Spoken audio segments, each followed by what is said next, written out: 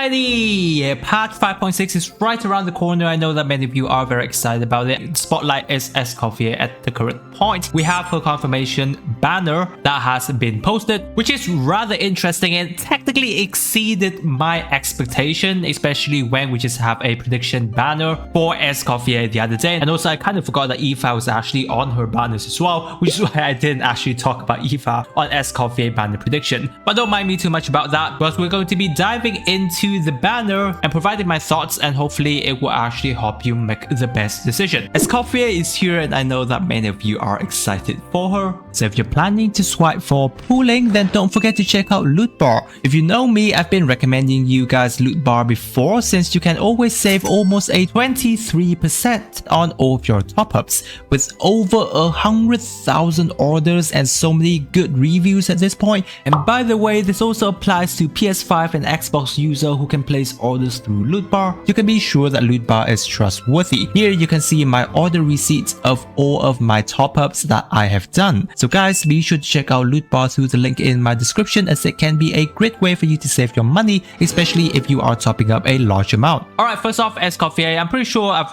kind of already discussed quite a lot about her on the channel. But basically, to sum it up, you really have to think hard about your pooling decision, as Escoffier affects in terms of your team building quite a bit, because she is technically a character that focuses a lot on freeze. However, I've been thinking a lot about Escoffier the past couple of days, because her potential doesn't just stick when she's used on a freeze or on a cryo team. She's a character that can potentially deal very decent sub DPS damage, and we already know how good of a sub DPS character potential is across any of the team comp that you can actually use. Furthermore, she helps your team have access to hydro and cryo resistant shred. Therefore, let's say you want to slot Escoffier in any of the team comp that you can have. Many of the time you might have Furina next to Escoffier. Therefore, both Escoffier and Furina already have a bit of the shredding that Escoffier innate ability have access to, and other than that, you can build a team surrounding Escoffier and Furina into your liking, because I know that many of us already have Furina built and invested as a character, so many of you would like to have Furina across many of your different teams. In any case, if you don't want to use Escoffier in the freeze team, we can potentially go down that route, and it will further make sense in terms of if you're thinking about investing more into your Escoffier, because while we're going to talk about her weapon in a bit, but weapon is pretty decent. Not to mention her constellation is potentially going to be very good in terms of investment as well, which means I am honestly really liking Escoffier potential right now, since I'm somebody who love sub DPS character. Not to mention she has access to whole team healing. Even if Escoffier isn't on the top of my pooling priority, I would definitely still consider pooling for her, because of the sheer fact that she does open up a freeze team comp once again. But more than that, you can still use her across different team comps if you want to expand your team building capabilities, and if you're somebody who likes playing around with different characters. Now, Navia returning, I ain't going to be complaining too much, because she's still one of the better DPS character out there.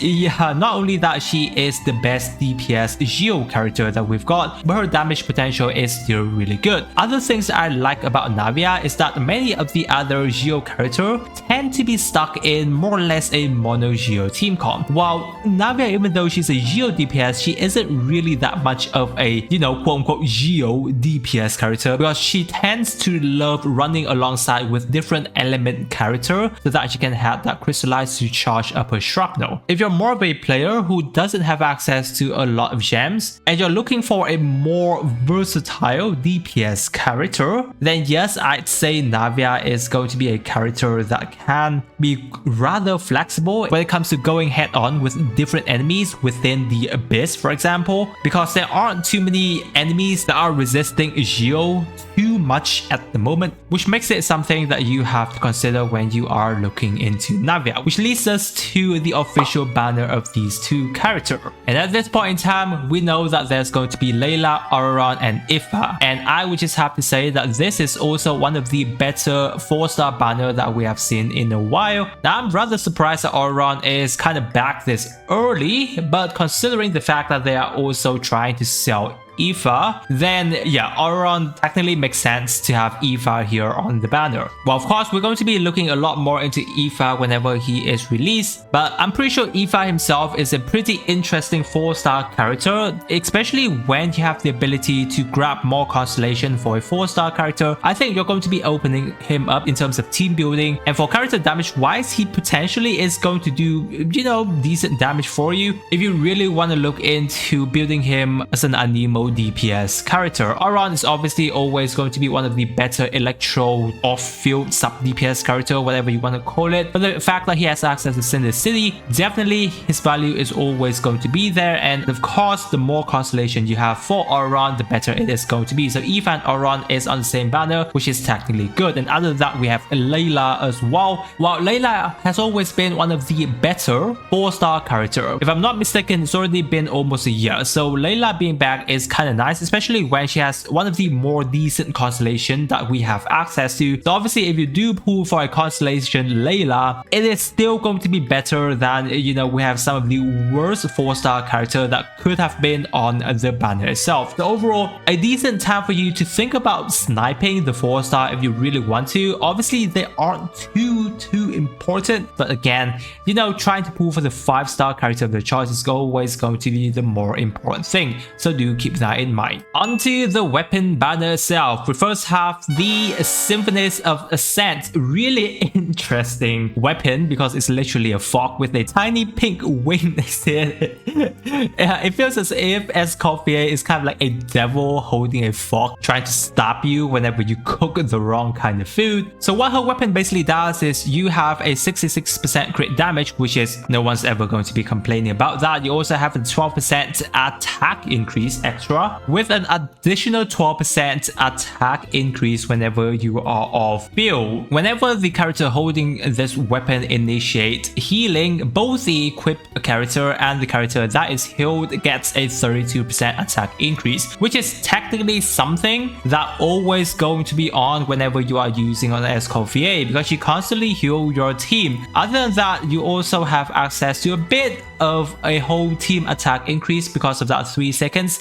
since Escoffier is going to be healing once for your team whenever she casts her elemental burst. 3 seconds isn't long, but while it is kind of like a slight DPS increase for your whole team, if you have a lot of sub DPS character on your team, it doesn't work for HP scaling character, sadly, because it is attack increase. Would have been huge if it was damage increase, so it's kind of sad. If you're using character that scales with HP a lot on your team, you know, like Novelet, Rena, Hutao, for example, those kind of character, then trying to pull for this weapon technically may not be that worth of a deal for you. Well, obviously in the long run, if you do have this weapon, it's overall a decent stat stick for both if the character is a DPS character, or if moreover if they are a sub DPS character like Xiangling, then yes, they will be able to make use of this weapon decently well. Other than that, we have the Verdict. Now this weapon, I'd say it's kind of like a mix. Obviously it is for Navia, it is really good. However, other than Navia, it's very hard for you to make full use of the passive. Yes, you do have a 20% attack increase with a 22% crit rate increase, but yeah, other than that, it's not going to be worth it if you try to have more of a universal claymore whenever you try to pull for the Verdict. Now it gets slightly better if you're looking into the 4-star options, because first of all, we already know that there's the Wizard. Wizard is still one of, if not the best 4-star overall weapon that we have in the game, with so much high crit damage, and you know, the passive is a little bit of a gamble, but well, it is pretty good if you do have an R5 Wizard. Now the other 4-star is more or less a Fontaine limited weapon series, which I would say it is one of the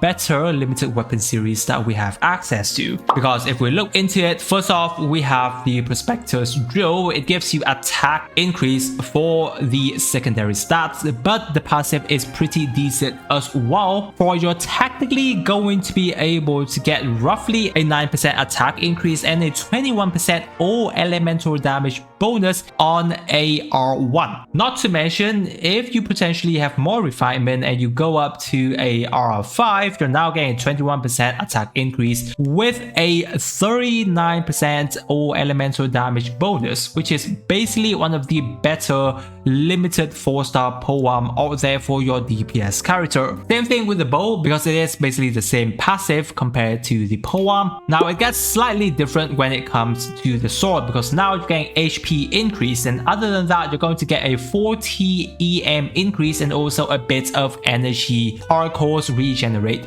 for you. This is more going to work like a rather supportive kind of weapon, but the fact that it gives HP increase is really good for HP scaling sword characters, you know, like Farina, Nilu, right? Some of the other 4-star weapon that you can use, and it's pretty decent for those kind of characters. And then we have the Claymore, basically the same. While there are a limited number of characters that can make use of an HP Claymore at the current point, but overall from the look of it, the weapon banner, especially the 4-star, is really decent if you are pulling on the weapon banner and you do lose to some of these 4-star, which makes it, while obviously it's going to be good if you're trying to pull for these kind of limited weapon for the desired 5-star character of your choice. If you're trying to pull for the weapons, I really do wish you good luck. Which leads us to the next part where we usually discuss on the future potential character returning. Now we already know that Raiden and Kinish is going to be next, more or less going to be preference character as I've already discussed. So pulling for them is definitely whether or not going to be your choice. But the more important thing is Skirk as a character is going to be potentially coming. She is expected to be a rather good character because I'm pretty sure Hoyoverse will not be messing up Skirk due to how powerful she is within the lore. But moreover, we are expecting her to be more or less a freeze team comp character, which is why Escoffier is some character that you would really want to look into whenever Skirk is going to be coming. Other than that, right alongside Skirk, there are potential